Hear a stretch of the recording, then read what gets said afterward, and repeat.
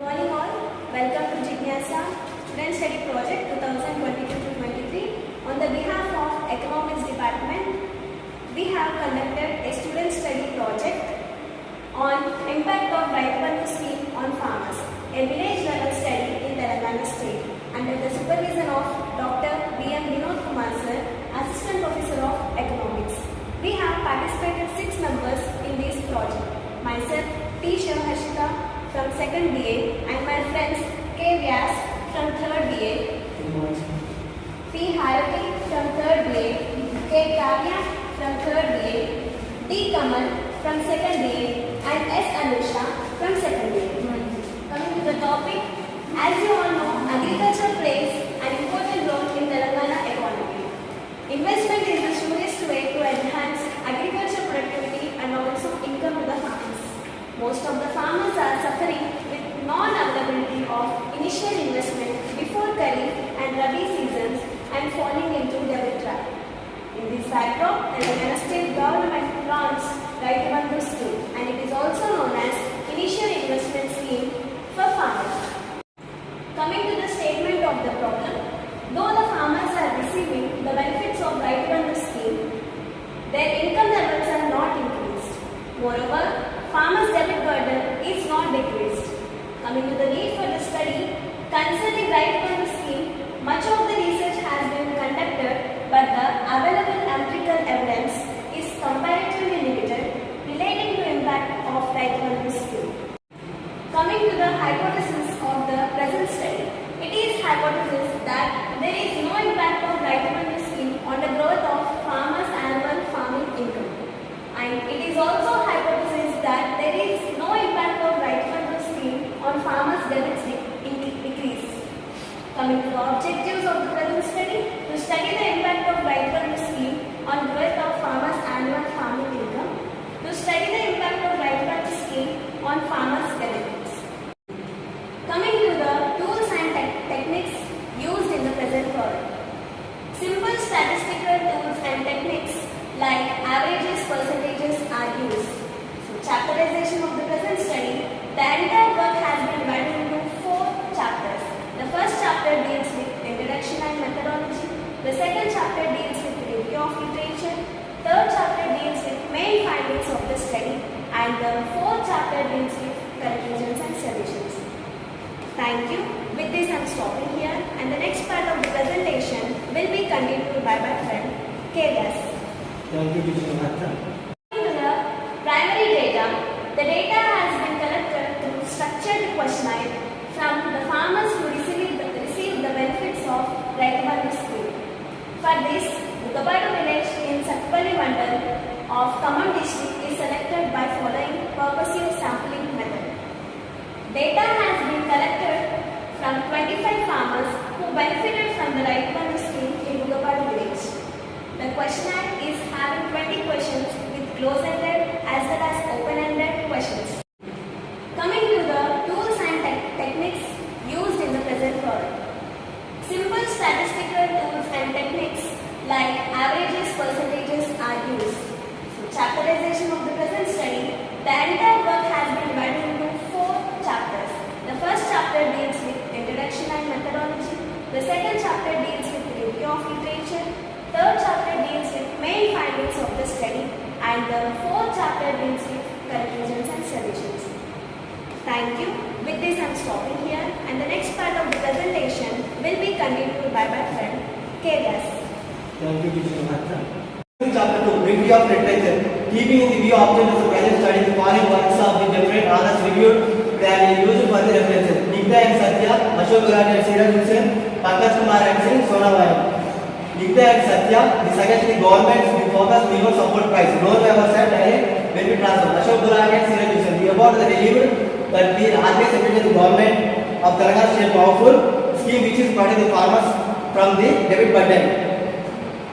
Pankaj Kumar and Singh, the authors of the review, the government has been taking the necessary steps to make agriculture profit in India. Sonawari, the study of review that many of the small farmers have been facing investment problems. So initial investment has here to provide to the small farmers. I am stopping here. Next presentation will be continued by D. Kamal. Thank you, Vilas. Coming to the chapter 3, main findings from study. About Raitu Bandhu scheme. Raitu Bandhu scheme was introduced with two objectives. One is empowering the farmer by providing initial investment, and second one is relieve the farmer from farming debt burden and protects them from falling into the debt trap. Raitu Bandhu scheme was launched on 8th May 2018. Under the scheme, the state government offers 4,000 crore acre per farmer each crop for the purchase of inputs. From 2019 to 20, scheme offers a financial help to 5,000 per acre for each farmer for two crops. There is no cap of the number of acres. The money being distributed by two equal pay order checks issued at the beginning of the two crop seasons. Progress of Raitu Bandhu scheme. The number of pattas are benefited under the Raitu Bandhu scheme increased from 50.25 lakhs to 61.08 lakhs during the period of 2018-19 to 2021-22 kharif season. The expenditure on the Raitu Bandhu scheme increased from 5,236.30 crores to 7,377.63 crores during the period of 2018-19 to 2020-21 kharif season. The number of acres covered under the Raitu Bandhu scheme is increased from 130.91 lakhs acres to 147.56 lakh acres during the period of 2018-19 to 2020-21 kharif season. The socio-economic status of the respondents, gender of the respondents, it's found that males are the majority beneficiaries of the Raitu Bandhu scheme in the village. These can be observed in the graph 1. Age group of the respondents, it shows the majority of the beneficiaries of the Raitu Bandhu scheme in the village are in the age group of 40 to 50 years. These can be observed in the graph 2. To the literacy of the respondents, in the present study majority are illiterates. 16% respondents studies up to 6th class, 16% study between 7th class to 12th class, only 12% respondents are studying degree and above. These can be observed in the graph number 3. The cultivation experience of the respondents, it's found that 96% of the respondents are having more than 10 years of the cultivation experience. These can be observed in the graph number 6. Thank you. I am stopping here. Next part of the presentation will be continued by P. Harthi. Thank you, Kamal. The number of acres having the respondents. It is found that the majority of the Raitu Bandhu scheme beneficiaries are small and the marginal farmers. We can observe this graph. The amount received under the Raitu Bandhu scheme. In the present study, it is found that the majority of the farmers received an amount between 5,000 to 30,000. So it is clear that most of the beneficiaries of the Raitu Bandhu scheme are small and marginal farmers. A very lesser percentage of farmers are big farmers. We can observe this graph. Use of Raitu Bandhu benefit. It is observed that most of the respondents spending their RBS amount on fertilizers, pesticides, seeds and the wages of labor. For other than farm expenditure is very less, 1%. We can observe this graph. Share of the Raitu Bandhu scheme benefit in the total investment. In the present study, most of the respondents revealed that the benefit of the Raitu Bandhu scheme covers 20 to 25% of the total investment.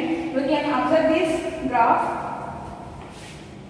Coming to the changes in the income level of the Raitu Bandhu beneficiaries, it is observed that 96% of the respondents revealed that their farming income increased after receiving the Raitu Bandhu benefit. We can observe this graph. I am stopping here. Next part of the presentation continues with Kavya.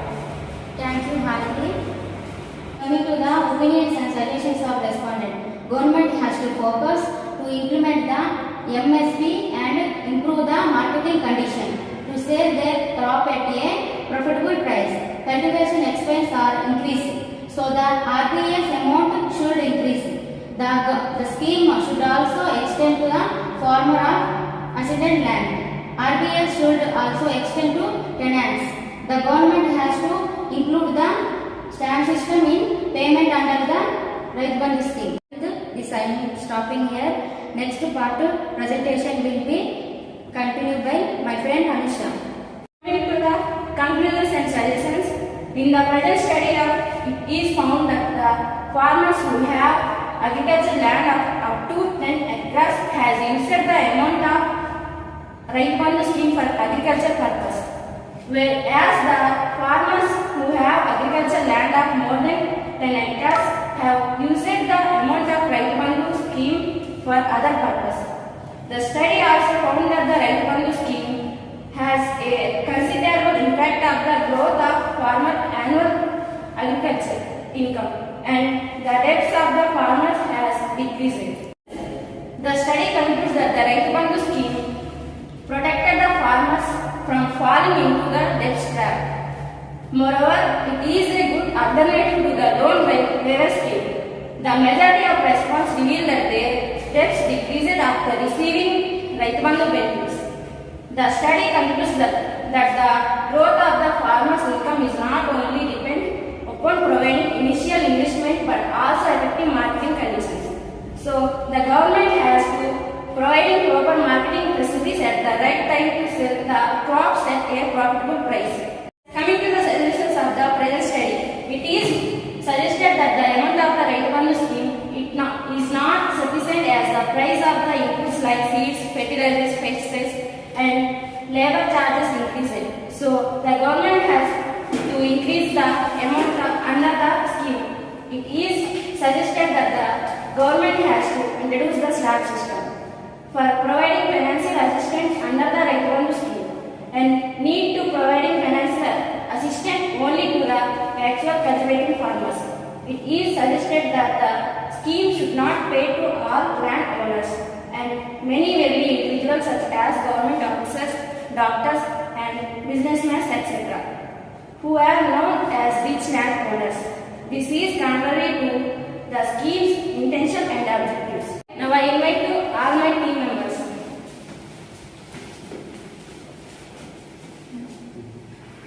Thankful to our supervisor Dr. B.M. Vinod Kumar sir and our principal Sri P. Ramachandra sir and Commissioner Collegiate Education Naveen Mittal sir.